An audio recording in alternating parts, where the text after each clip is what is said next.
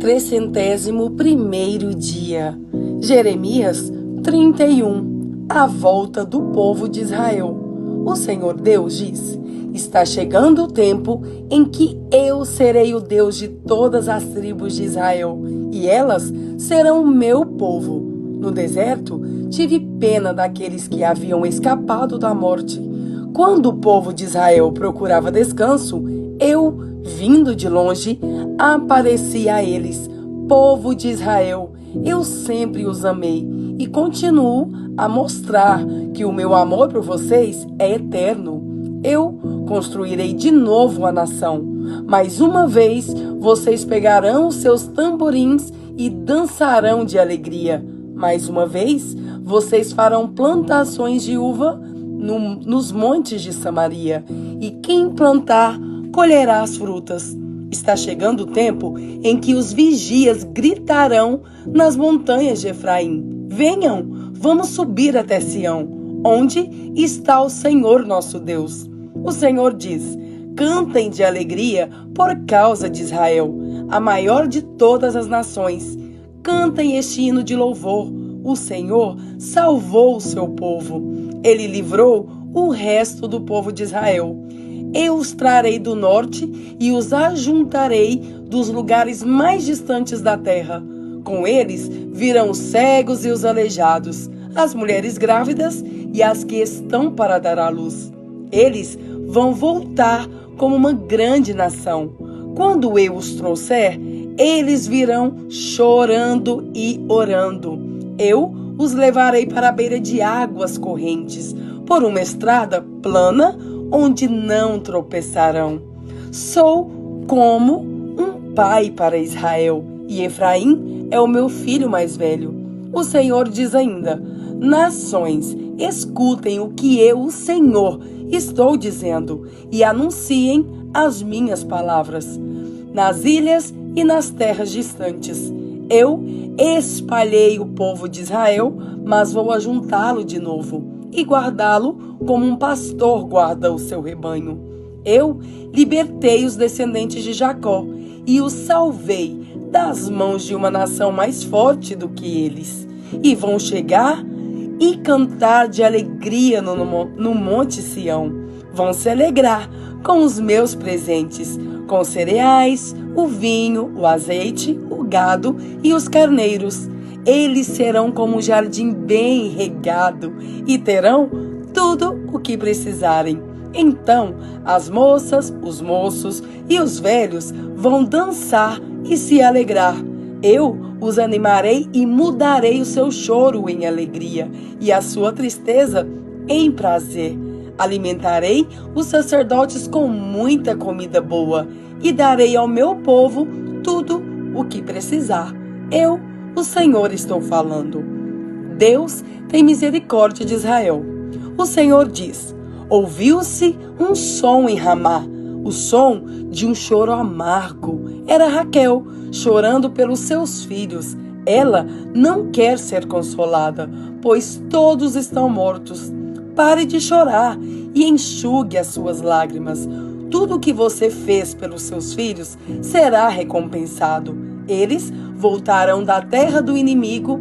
Sou eu, o Senhor, quem está falando. Há esperança para você no futuro. Os seus filhos voltarão para casa. Sou eu, o Senhor, quem está falando. Escuto essas queixas do povo de Israel. Ó Deus, nós éramos como touros novos ainda não amansados, mas Tu nos ensinaste a obedecer. Faze-nos voltar, ó Deus, e voltaremos a Ti, pois Tu és o Senhor nosso Deus. Nós nos afastamos de Ti, mas logo nos arrependemos. Depois que nos castigaste, curvamos a nossa cabeça em sinal de tristeza. Povo de Israel, você é o meu filho querido, o filho que eu mais amo. Sempre que digo o seu nome, penso em você com amor. O meu coração se comove e eu certamente terei misericórdia de você. Sou eu, o Senhor, quem está falando. Põe avisos e marque a estrada. Repare bem no caminho por onde você passar. Volte, povo de Israel, volte para as cidades que eram suas. Povo rebelde, até quando você vai ficar na dúvida? Eu, o Senhor, criei uma coisa nova e diferente na terra, uma mulher protegendo um homem. A prosperidade do povo de Deus. O Senhor Todo-Poderoso, o Deus de Israel, diz: quando eu trouxer os israelitas de volta à sua pátria, eles de novo dirão na terra de Judá e nas suas cidades: que o Senhor abençoe o monte sagrado de Jerusalém, onde ele, o Deus de justiça, mora. O povo viverá em Judá e em todas as suas cidades, e haverá lavradores e também pastores com seus rebanhos. Eu animarei os cansados e darei comida a todos os que estão fracos de fome. Então eu acordei descansado e bem disposto. Eu, o Senhor, digo que está chegando o tempo em que me encherei de gente e de animais as terras de Israel e de Judá. Assim como cuidei deles para arrancar, derrubar, arruinar, destruir e arrasar, assim também cuidarei deles para plantar e construir. Sou eu, o Senhor, quem está falando. Quando esse tempo chegar, o povo não dirá mais: os pais comeram uvas verdes, mas foram os dentes dos filhos que ficaram ásperos. Pelo contrário, quem comer uvas verdes é quem vai ficar com os dentes ásperos. E cada um morrerá por causa do seu próprio pecado. O Senhor Deus diz: está chegando o tempo em que farei uma nova aliança com o povo de Israel e com o povo de Judá. Essa aliança não será como aquela que eu fiz com os antepassados deles no dia em que os peguei pela mão e os tirei da terra do Egito. Embora eu fosse o Deus deles, eles quebraram a minha aliança. Sou eu, o Senhor, quem está falando. Quando esse tempo chegar, farei com o povo de Israel esta aliança. Eu porei a minha lei na mente deles e no coração deles a escreverei. Eu serei o Deus deles e eles serão o meu povo. Sou eu, o Senhor, quem está falando. Ninguém vai precisar ensinar o seu patrício, nem o seu parente, dizendo: procure conhecer a Deus o Senhor, porque todos me conhecerão, tanto as pessoas mais importantes como as mais humildes, pois eu perdoarei os seus pecados e nunca mais lembrarei das suas maldades. Eu, o Senhor, estou falando. O Senhor fez o sol para ser a luz do dia, a lua e as estrelas para brilharem de noite. Deus faz o mar ficar bravo e faz rugir as suas ondas. O seu nome é Senhor, o Todo-Poderoso. Ele promete que enquanto durarem as leis da natureza, Israel será sempre uma nação. Se algum dia for possível medir os céus e examinar os alicerces da terra, então eu rejeitarei o povo de Israel por causa de tudo o que ele tem feito. O Senhor Deus está falando. Está chegando o tempo, diz o Senhor, em que esta cidade será construída de novo, desde a torre de Ananel até o portão da esquina. Dali, a linha da divisa continuará até o Monte Garebe, e daí vai virar na direção de Goa. Será sagrado para mim, o Senhor, o vale todo onde são jogados os mortos e o lixo. Serão sagrados também todos os campos que ficam além do riacho do Cedron, até o portão dos cavalos a leste. Nunca mais Jerusalém será derrubada, nem destruída. Jeremias 32. Jeremias compra terras.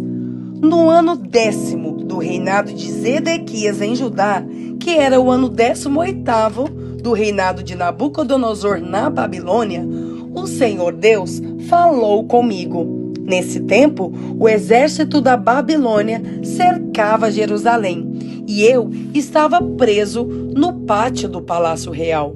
O rei Zedequias havia mandado me prender, acusando-me de anunciar que o Senhor tinha dito o seguinte: eu entregarei esta cidade ao rei da Babilônia e ele a conquistará. O rei Zedequias não escapará dos babilônios, mas será entregue ao rei deles. Zedequias verá o rei da Babilônia cara a cara e falará com ele pessoalmente. Será levado para a Babilônia e ficará ali até que eu cuide dele. Mesmo que lute contra os babilônios, não poderá vencer. Eu, o Senhor, estou falando. O Senhor Deus me disse que Anamel, filho do meu tio Salum, ia me procurar e pedir que eu comprasse as terras dele em Anatote. Isso porque sou o seu parente mais chegado e tenho o direito de comprá-las. Então, exatamente como o Senhor tinha dito, o meu primo Anamel me procurou no pátio da guarda e me disse: compre as minhas terras que ficam em Anatote, no território de Benjamim. Você é o meu parente mais chegado e por isso tenho o direito de comprar essas terras e ficar com elas. Aí entendi que era Deus que estava me mandando fazer isso. Assim, comprei as terras de Anamel e pesei o dinheiro para ele. O preço foi de 200 gramas de prata. Assinei a escritura e fechei-a com um selo. Depois, chamei testemunhas e pesei o dinheiro numa balança. Então, peguei a cópia fechada com o selo, a qual tinha o contrato e as condições, e também a cópia aberta, e dei as duas a Baruque, filho de Nerias e neto de Maazéias.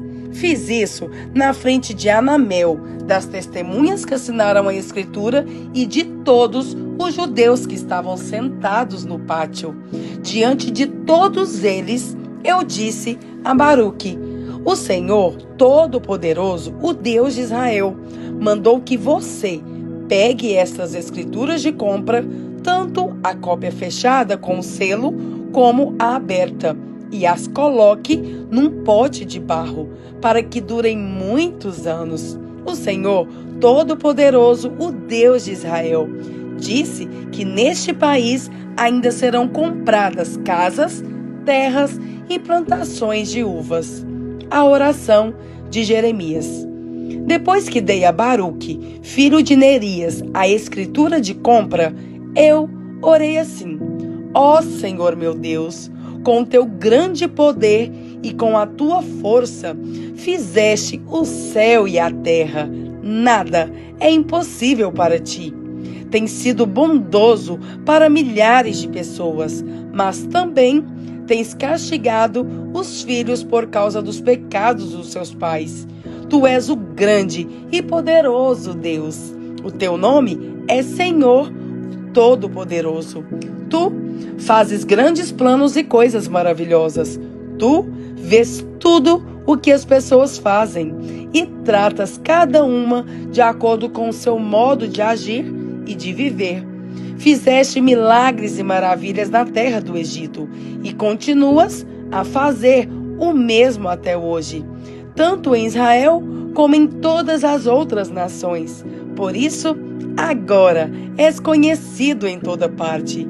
Tiraste o povo de Israel da terra do Egito por meio do teu poder e da tua força e por meio de milagres e maravilhas que encheram de terror os nossos inimigos. Deste aos israelitas essa terra boa e rica, como havias prometido aos seus antepassados.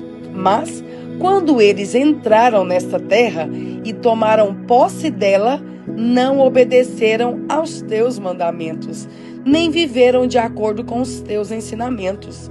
Não fizeram nada daquilo que havias mandado.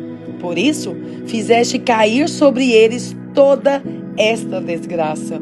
Os babilônios construíram rampas de terra em volta das muralhas da cidade, a fim de invadi-la, e agora estão atacando.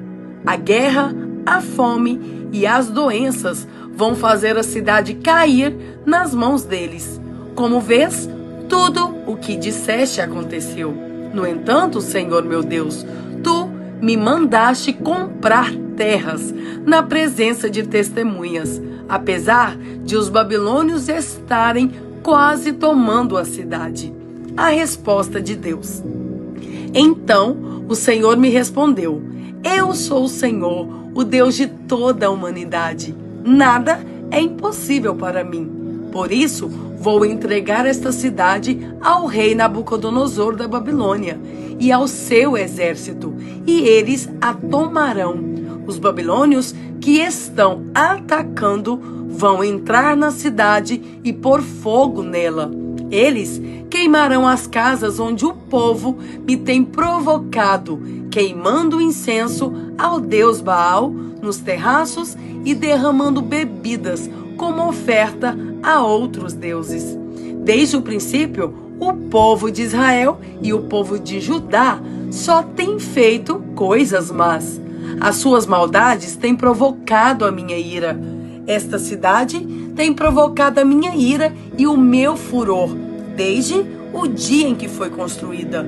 Eu resolvi acabar com ela, por causa de todas as maldades que têm sido feitas pelo povo de Israel e pelo povo de Judá, pelos seus reis e autoridades, pelos seus sacerdotes e profetas e pelo povo de Jerusalém.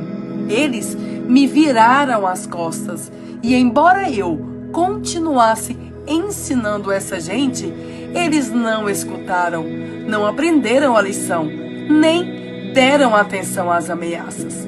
Até ídolos horrorosos eles colocaram no templo, construído em meu nome, e o profanaram. No vale de Ben-Hinom, eles construíram altares ao deus Baal, para ali queimar os seus filhos e as suas filhas em honra do deus Moloque. Eu não lhes dei ordem para isso, e nunca pensei que eles fizessem uma coisa tão nojenta como essa e levassem o povo de Judá a pecar. Promessa de esperança. Depois, o Senhor, o Deus de Israel, disse o seguinte: Jeremias, o povo anda dizendo que a guerra, a fome e as doenças vão fazer esta cidade cair nas mãos do rei da Babilônia. Agora escute o que eu vou dizer. Vou ajuntar aqueles que na minha ira, cólera e furor eu espalhei. Eu os trarei de volta a este lugar e os deixarei viver aqui em segurança. Eles serão o meu povo e eu serei o seu Deus. Eu lhes darei este único propósito na vida: temer sempre a mim para o próprio bem deles e dos seus descendentes. Vou fazer com eles esta aliança eterna. Nunca deixarei de lhes fazer o bem. Farei com que me respeitem com sinceridade para que nunca se afastem de mim. Terei prazer em lhes fazer o bem e com todo o meu coração e com toda a minha alma deixarei que fiquem morando nesta terra. Assim como eu trouxe essa desgraça a este povo, também lhe darei todas as boas coisas que prometi. Jeremias, o povo anda dizendo que esta terra vai ficar como um deserto, sem gente e sem animais, e que será entregue aos babilônios.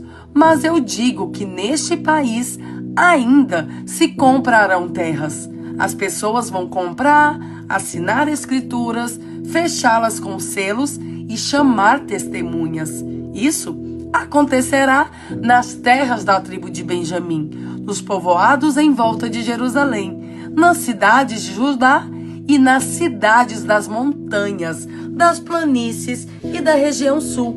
Eu trarei o povo de volta ao seu país. Eu, o Senhor, falei. 1 Timóteo 3.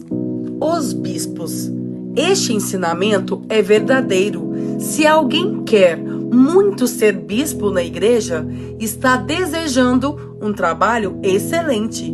O bispo deve ser um homem que ninguém possa culpar de nada. Deve ter somente uma esposa, ser moderado, prudente e simples.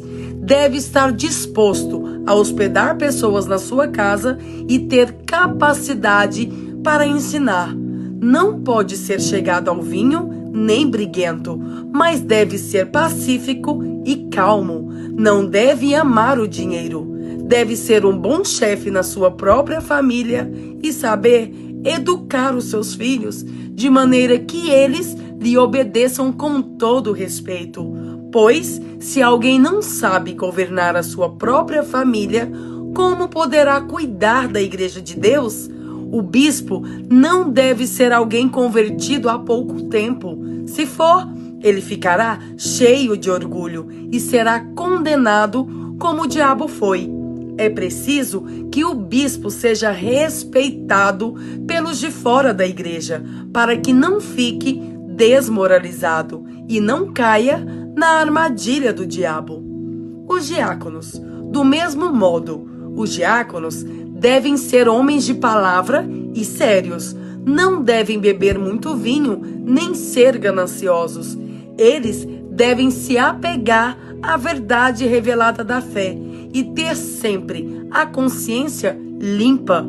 Primeiro, devem ser provados e depois, se forem aprovados, que sirvam à igreja. A esposa do diácono também deve ser respeitável e não deve ser faladeira. Ela precisa ser moderada e fiel em tudo. O diácono deve ter somente uma esposa e ser capaz de governar bem os seus filhos e toda a sua família, pois os diáconos que fazem um bom trabalho conquistam o respeito dos irmãos na fé e são capazes de falar com coragem sobre a sua fé em Cristo Jesus. Jesus Cristo, a verdade revelada de Deus. Escrevo essas coisas a você, esperando ir vê-lo logo. Mas, se eu demorar, esta carta vai lhe dizer como devemos agir na família de Deus, que é a igreja do Deus vivo, a qual é a coluna e o alicerce da verdade. Sem nenhuma dúvida, é grandiosa a verdade revelada na nossa religião. Essa verdade é a seguinte: ele se tornou um ser humano, foi aprovado pelo Espírito de Deus, foi visto pelos anjos, foi anunciado entre as nações, foi aceito com fé por muitos no mundo inteiro e foi levado para a glória.